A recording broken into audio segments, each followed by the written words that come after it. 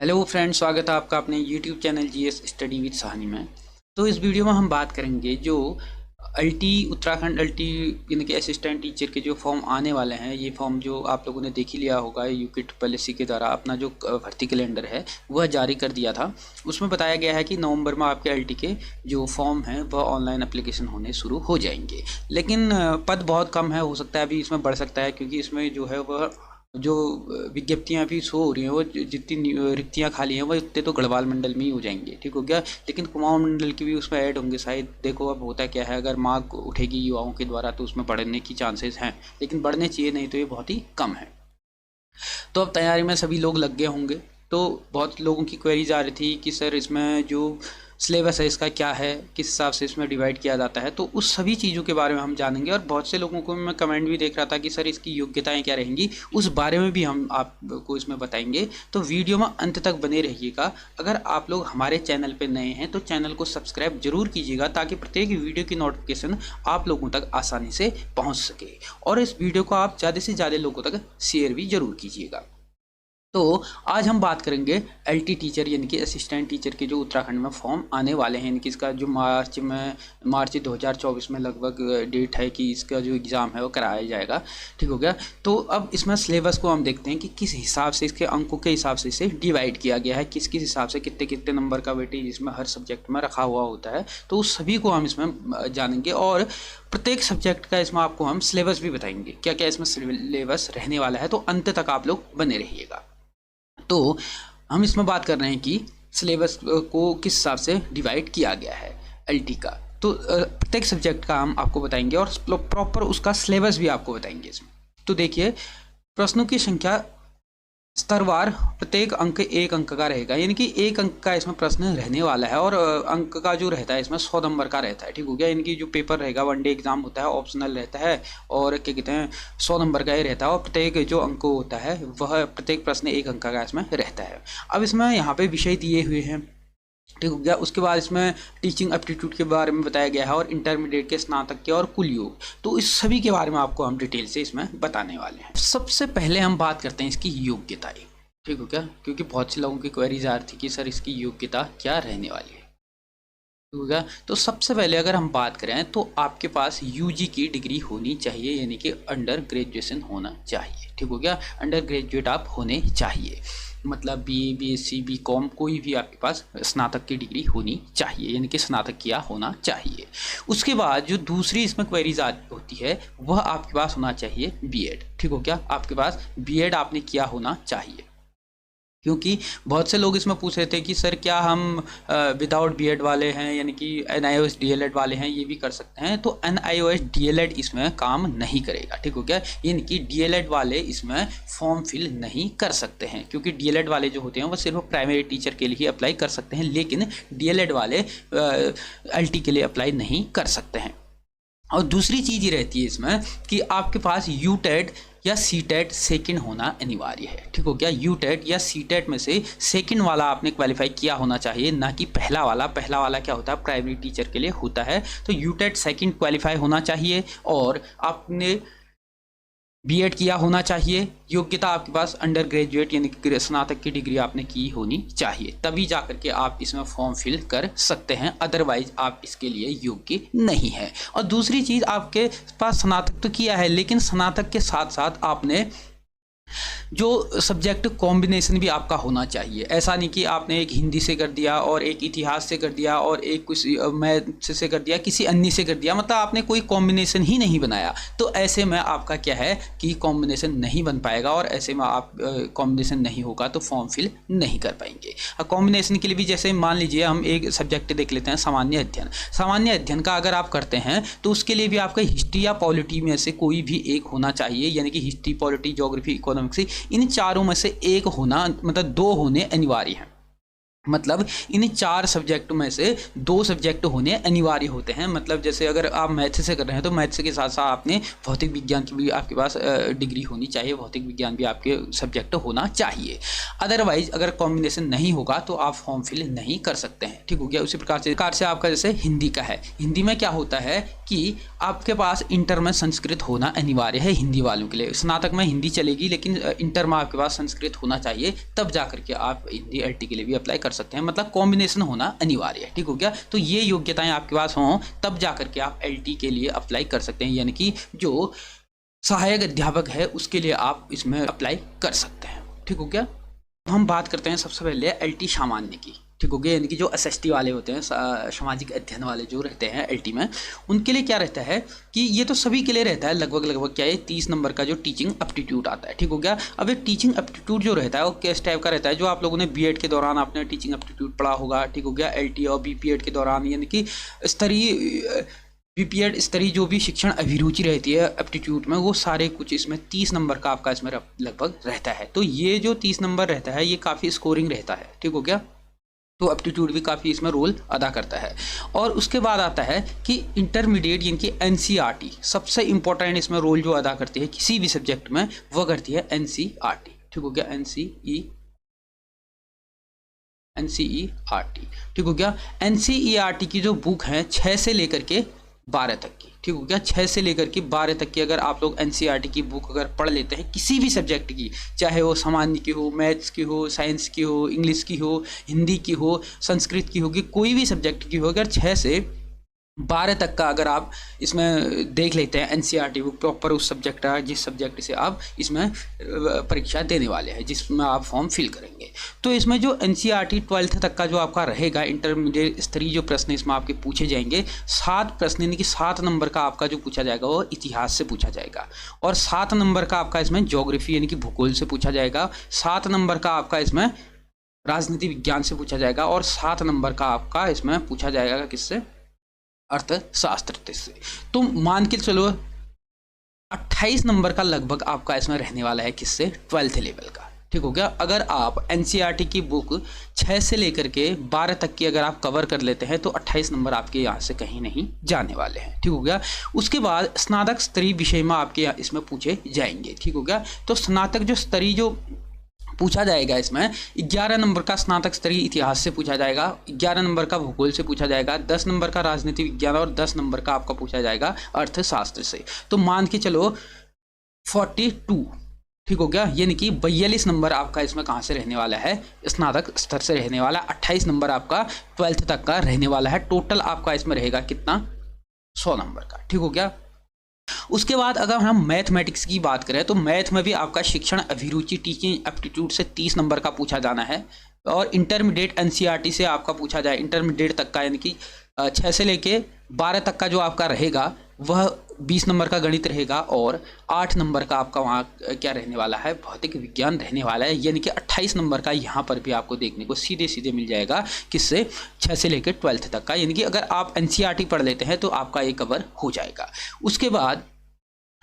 उसके बाद फिर वही 42 नंबर आपके किसमें, स्नातक स्तर में 42 नंबर का यहाँ से पूछा जाएगा। 29 नंबर का आपका इसमें रहेगा गणित, और भौतिक विज्ञान आपका रहेगा 13 नंबर का। टोटल आपका इसमें भी 100 नंबर का रहने वाला है।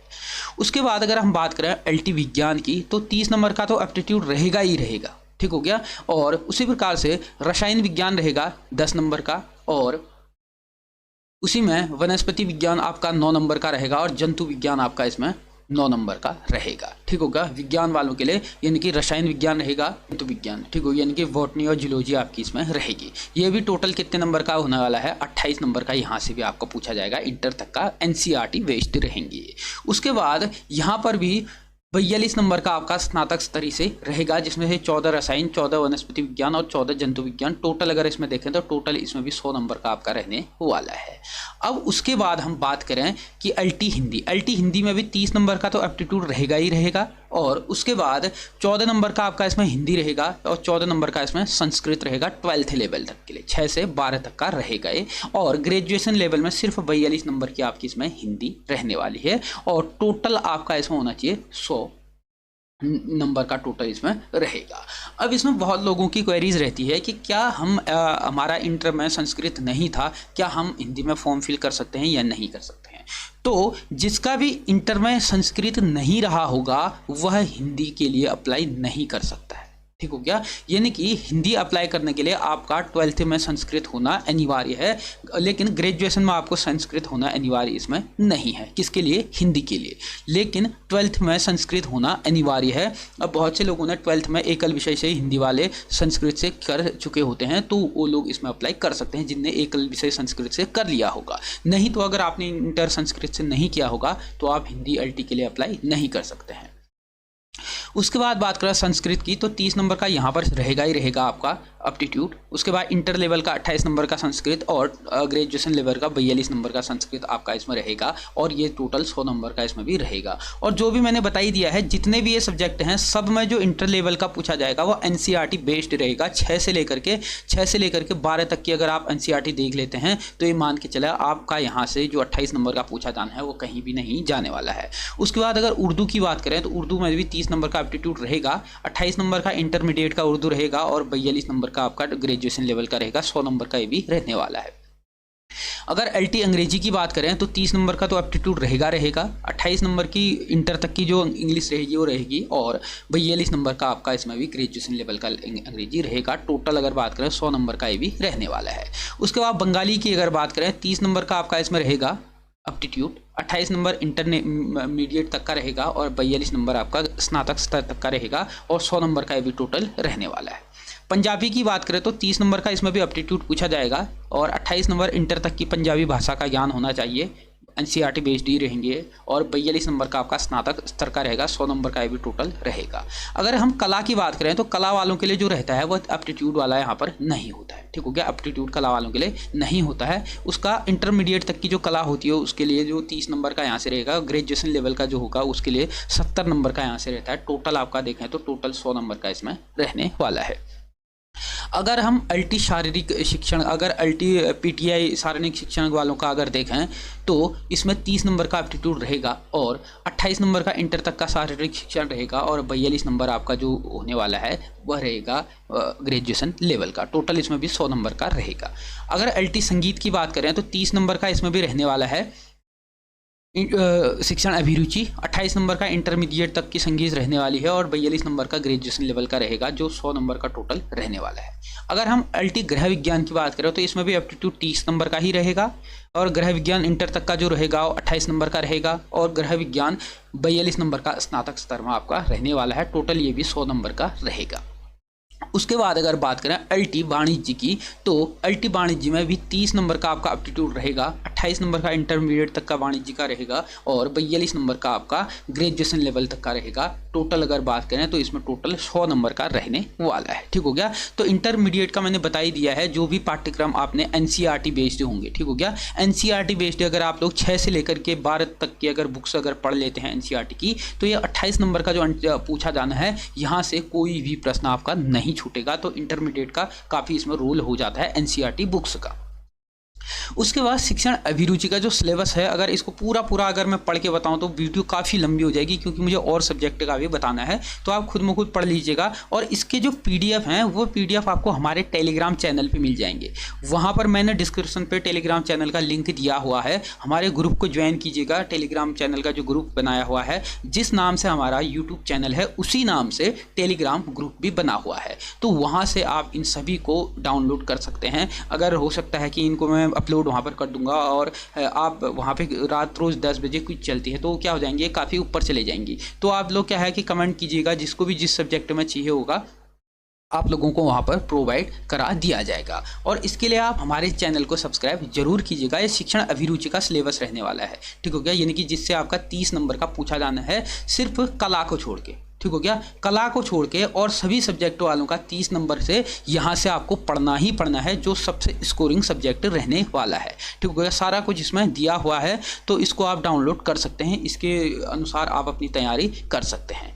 तो उसके बाद अगर हम बात करें प्रत्येक सब्जेक्ट की, तो वो सिलेबस भी मैं आपको इसमें बताता हूँ। सबसे पहले देखिए साइंस का हम जैसे देखते हैं, ठीक हो गया। साइंस में एलटी साइंस का जो रहेगा, ये जो लेवल इसका रहेगा ना सब्जेक्ट का, वो सारा कुछ क्या रहने वाला है, सारा कुछ आपका रहने वाला है ग्रेजुएट लेवल का, ठीक हो गया। तो ये सारा कुछ आपका सिलेबस इसमें दिया हुआ है, देख लीजिएगा।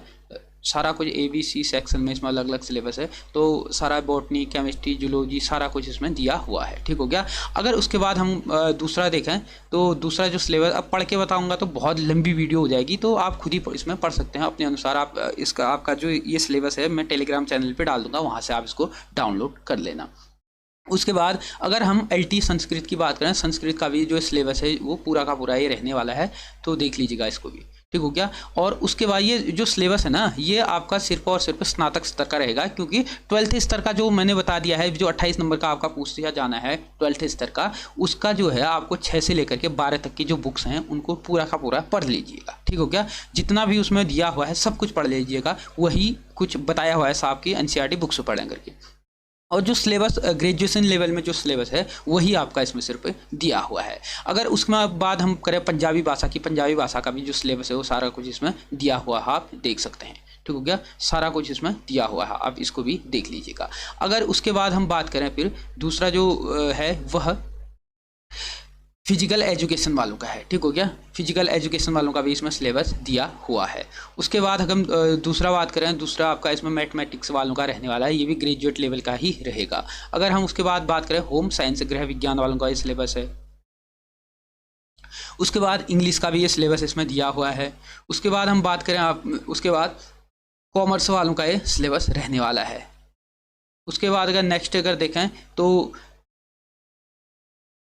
बंगाली भाषा का सिलेबस ही रहने वाला है, ठीक हो गया। ये जो सिलेबस होगा ये बंगाली भाषा का सिलेबस होने वाला है।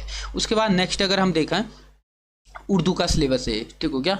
ये उर्दू भाषा वालों के लिए जो सिलेबस रहता है वो सारा कुछ इसमें दिया हुआ है।